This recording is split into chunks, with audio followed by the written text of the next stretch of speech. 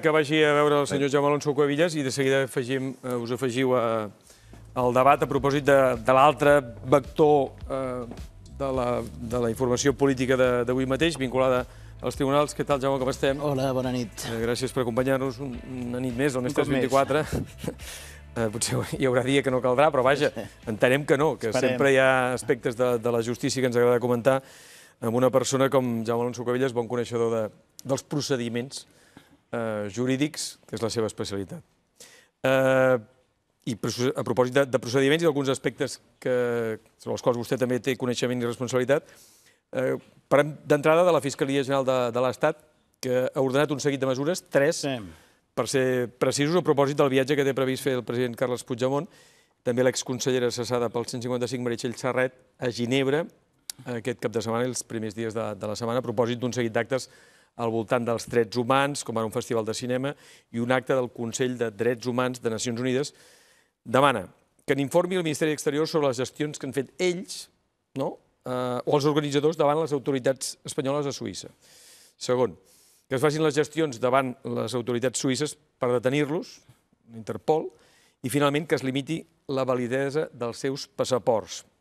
Anem a pams, perquè vostè em pot respondre, però qui ha respost ja d'entrada és el senyor Folco Gali, portaveu del Departament Federal de Justícia, que ha dit que no hi ha base per detenir-los. Suposo que vostè s'ha sentit, no sé si més alleujat. Sí, confirmar el que ja va dir dies enrere quan va sorgir el tema de l'Anna Gabriel. D'entrada no hi ha euroordre i fixi's que la nota aquesta de la Fiscalia fa autèntiques piruetes semàntiques per intentar quedar bé, intentar que sembla que diu però no acaba de dir. Perquè no diu, com dèiem en altres ocasions, demanarem al jutge que reactivi un euroordre, perquè segurament, bueno, aquí no seria un euroordre, sinó una ordre d'extradició, estem fora de l'àmbit de la Unió Europea, perquè segurament ja saben, ja imaginem tots pels precedents respecte a Dinamarca, però ja imaginen que el jutge Llarena no la concediria. Per tant, no diuen li demanarem al jutge, que seria lògic, sinó demanarem a les autoritats suïsses, i les autoritats suïsses diuen, escolti'm, perquè això d'entrada que m'ho demani un jutge. Però com ja va dir al seu moment el portaveu de l'Oficina Federal de Justícia, ells consideren que es tracta d'un delicte polític i per tant no la concediran, perquè això és la primera causa d'exclusió que preveu l'article 2 de la seva llei reguladora. Què creu que amoïna ara mateix la justícia espanyola? La llibertat de moviments que pot disposar els exconsellers i Carles Puigdemont movent-se per Europa, Dinamarca, ara Suïssa, o el fet que... Jo no sé si amoïna tant a la justícia espanyola o a qui amoïna segur és el govern espanyol, perquè té una sensació que malgrat les proclames que tindran la màxima duresa, que faran tot el possible per impedir-ho, veuen que Puigdemont i els altres consellers s'estan movent lliurement per Europa, Dinamarca, Suïssa, la consellera Ponsatí està a Escòcia i que de moment no han pogut fer res. Jo crec que la justícia més aviat la incomoda. D'entrada, no sé, el jutge Llarena, en el cas que li demanin, si ens sorprendrà novament amb una resolució d'aquelles no lo voy a hacer porque esto es lo que él quiere. Potser ens surt amb una d'aquestes o no, o potser no li arriba. Suposo que vostè haurà d'estar de guàrdia contínuament, perquè... Estic de guàrdia permanentment, sí. 24 hores del dia, perquè... Per ensurt, avui he donat classe de 8 a 10 del matí i quan he sortit a fer el cafè a les 10 del matí ja tenia 72 missatges al mòbil perquè havia hagut el registre a Òmnium, el de Palau, en fi, resolucions diverses, és no parar.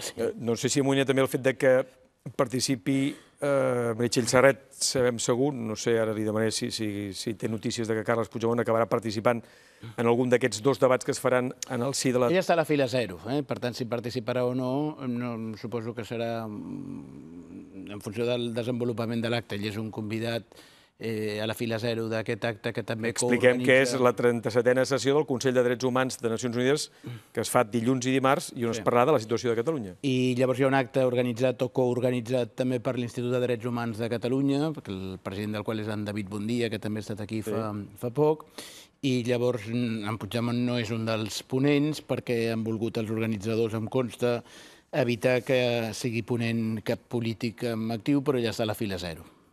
O sigui que podria ser, si és sent interpel·lat, que pugui acabar És participant. possible, la fila zero té aquest Però objecte. i l'acte on participa Meritxell Serret sí que participa en un dels debats, tinc entès? Sí, però això no ho conec tan bé. I amb Anna Gabriel sí que coincidiran en aquest cas al Festival de Suposo que Cinema es de veuran i Drets es saludaran, sí, suposo, sí. Humans. I creu vostè que es pot reactivar aquesta euroordre? No, o aquesta... Jo veig molt difícil. Primer que el jutge Llarena ja va dir que, es va filtrar que deia que pretenia reactivar-la en un moment més avançat de la instrucció i només pels delictes greus. Ell vol evitar que li poguessin acabar concedint només per delictes que ell considera menors, que només tenen fins a 8 o 12 anys de presó, això és poca cosa, i per tant només vol demanar-la pels delictes més greus. Si l'ha de reactivar, la reactivarà segur dins de l'àmbit de la Unió Europea i no dins d'un país que a més ja s'ha posicionat amb aquest clar. Però, El passaport. El passaport. Passaport. És una mesura que... Deia que no... Estic de guàrdia permanent, però a més estic en un màster novament també de repàs de totes les matèries jurídiques en les que no havia tingut mai ocasió de profunditzar, perquè lògicament la regulació dels requisits per a l'expedició d'un passaport no és un tema ni que m'apassioni ni que ho hagués profunditzat mai. Ara ja sé des d'avui que està regulat per un decret de 2003, lògicament s'ha posat tot un equip a estudiar-ho, i si portes el DNI, el passaport vigent, una fotografia i 26 amb 0,2 euros, te l'han d'expedir. No és una cosa discrecional, és a dir, en el cas d'un menor d'edat ha d'anar acompanyat per pare i mare per evitar temes de sostracció internacional de menors, però si va un major d'edat amb aquests requisits i els 26,02 euros, canvi normalment no en tenen sempre a mà, no li pregunten, però vostè què vota? Perquè és que en funció del que voti vostè no li donarem el passaport. Però se li pot retirar amb algú? El passaport es pot retirar com a mesura cautelar, però les mesures cautelars tenen una reserva de llei orgànica i estan previstes en la llei d'enjudiciament criminal. Per tant, es pot retirar un passaport. De fet, molts dels imputats, una de les mesures... I limitar-lo? No, limitar-lo no. Limitar-lo no, és el que anava a dir. A molts dels imputats els han prohibit sortir d'Espanya i els han retirat el passaport, però limitar no, doncs ara caducarà demà passat. Això no està previst. Però com que s'està innovant tant en matèria jurídica, tampoc ho podem descartar. No sé si al final Carles Puigdemont haurà de necessitar un passaport, no sé, de refugiat o de pàtrida. No, li estan facilitant. Jo no sé si veritablement el que volen és facilitar que pugui obtenir asil fora i llavors diuen un problema que ens traiem de sobre, perquè limitar un passaport sense cap cobertura legal és una cosa insòlita. Això no fa ni Turquia. Això no ho fa ni Turquia. No. Escolti, com interpreta aquesta operació que abans hem comentat amb Marcel Mauri? Hi ha dos aspectes, la seu d'Òmnium i la seu del Palau de la Generalitat.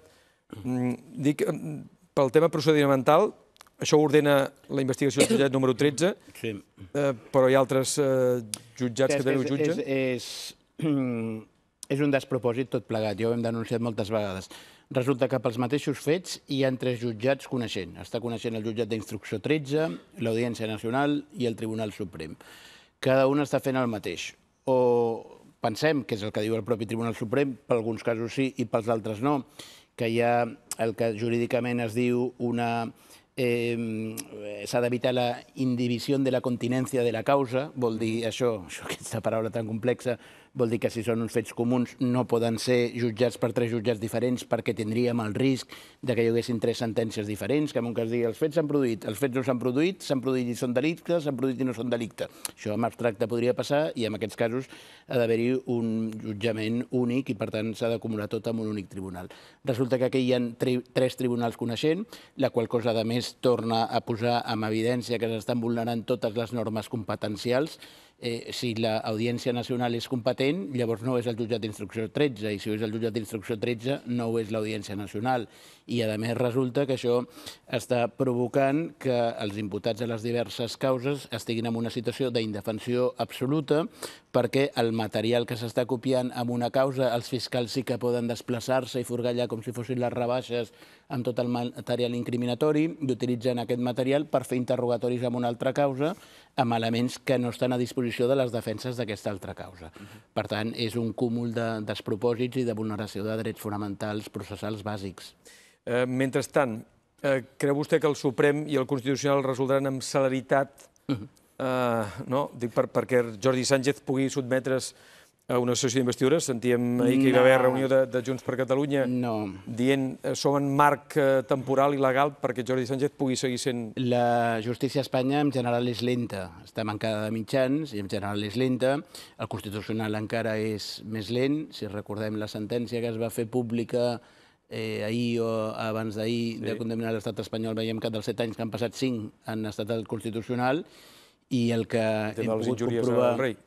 Sí, el que hem pogut comprovar a les darreres setmanes és que aquesta lentitud només queda superada quan es rep una trucada des de Moncloa. Llavors sí que pot en menys de 24 hores resoldre's. Com que dubto que en aquest cas, que no és la conveniència de Moncloa, que això es resolgui amb celeritat, em temo que seguirà uns ritmes més pausats. Però qui tampoc corre és el Tribunal Europeu de Drets Humans. Li dic perquè hem vist ara que ha rebutjat 2 peticions de 2 ciutadans. Sí, el que passa que això només coneixem la notícia i no coneixem ni la petició ni la fonamentació. I jo no sé si s'han refusat. Primera cosa, això ja ho hem explicat diverses vegades, anar a demanar mesures cautelars a Estrasburg en matèria de drets polítics és molt difícil. No hi ha precedents. Les mesures cautelars s'han adoptat en casos on hi havia risc greu per la vida, per la integritat física, per la unitat familiar, en casos molt concrets. Per drets polítics no hi havia precedent. A part d'aquest argument de fons que dificulta el que es pugui, o fa pensar que és difícil que es pugui obtenir una mesura cautelar en un cas de drets polítics, resulta que, a més, qui ho interessava no era la persona directament afectat o més directament afectat. Era un votant. Era un elector, que llavors sí que té una certa vulneració, però, per tant, aquí hi havia una doble problemàtica, una de legitimació d'aquests recurrents i una altra en quant al fons. Com que no coneixem ni el recurs ni la resolució, és molt difícil pronunciar-se. Són 2 ciutadans, Eulàlia Camps i Daniel Rosés, però no sabem res més. 2 queixes a propòsit del fet que no es pogués investigar en aquest cas Carles Puigdemont. I especialment el que no coneixem és la motivació d'aquesta resolució, que moltes vegades, d'altra banda, el Tribunal Europeu de Drets Humans tampoc té obligació de motivar extensament quan és una denegació de mesures cautelars. Acabem, senyor Jaume Alonso Cuevillas. El vam veure també acompanyant a l'Audiència Nacional César Puig, exsecretari general d'Interior, que juntament amb l'exdirector general de la policia, Pere Soler, van declarar davant la jutgessa Lamela. Li pregunto això també i a propòsit d'això d'unificar les causes, perquè Joaquim Forn, per exemple, demana que aquestes declaracions de responsables d'Interior, concretament el senyor Trapero, es facin davant del Suprem per mirar que ell se'n pugui, diríem, entre cometes, beneficiar i s'acabi reblant la seva pròpia declaració. Sí, 2 comentaris. El primer, reiterar el que he dit abans. Òbviament, aquesta divisió de les causes produeix una indefensió claríssima per tothom. D'altra banda, malgrat que va ser un èxit relatiu, en el sentit que la Fiscalia demanava l'establiment d'una fiança i finalment la jutgessa va acordar no imposar cap mena de fiança, sí va acordar la prohibició de sortida del país i la retirada del passaport, en aquest cas, i jo vaig tornar a sortir amb una sensació d'injustícia, perquè el discurs que feia el fiscal, els elements que imputava el meu client, deia coses tan peregrines, o és que estava amb còpia dels mails que enviava el major Trapero. Dic, home, si és el secretari general del departament serà normal. És que tenia molta proximitat, però això tal qual va dir en castellà, el fiscal va dir que tenia molta proximitat amb el conseller. Dic, home, no, nomenarà secretari general un senyor que no coneix de res. En fi, una sèrie d'arguments absolutament peregrins que en cap cas complien la premissa bàsica prevista a la llei, que és que es desprenguin motius racionals de la comissió d'un delicte concret. Inclús va començar el seu discurs, diu, no vamos a concretar los delitos, vamos a hablar del proceso independentista. Escolta'm, això no és delicte. I vostè m'ha de dir, aquest correu, el comentari que fa el senyor Puig amb aquest correu evidencia que és responsable, que podria ser responsable d'un delicte de sedició, de rebel·lió, estan imputant-se delictes gravíssims, i resulta que aquest senyor passava per allà. Aquest senyor era el secretari general del departament, però no hi ha ni un sol fet que l'incrimini amb cap indici per dir que ha pogut tenir cap tipus d'activitat, de participació, ni tan sols amb una desobediència, i molt menys amb una sedició o rebel·lió. Doncs, senyor Jaume Alonso Cuevillas, moltes gràcies per haver-nos acompanyat també avui al programa. Gràcies per tots aquests aclariments i dubtes que tenim amb aspecte legal, que veiem fins i tot que moltes vegades fins i tot vostè l'acaben sorprenent. Sí, tota la població és molt més sàvia jurídicament avui que mesos enrere. Moltes gràcies, bona nit. A vosaltres.